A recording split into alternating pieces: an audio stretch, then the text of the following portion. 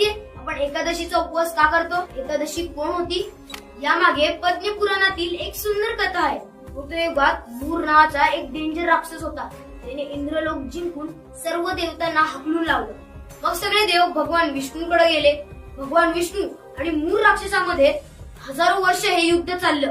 युद्धात थकल्यावर भगवान विष्णू बद्रिकाश्रमातील एका गुहेत विश्रांतीसाठी गेले. विष्णू झोपलेले असताना मूर राक्षसाने त्यांच्यावरती हल्ला करण्याचा प्रयत्न केला.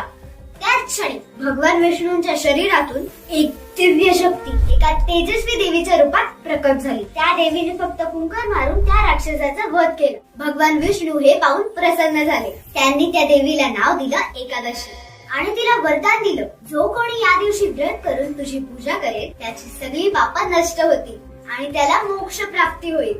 त्यामुळे एकादशीचा उपवास हा पापांपासून मुक्ती आणि आत्मिक शुद्धीकरणासाठी केला जातो. उपवासाबद्दल अजून डिटेल माहिती हवी आहे मग फॉलो करा आमच्या YouTube चॅनलला.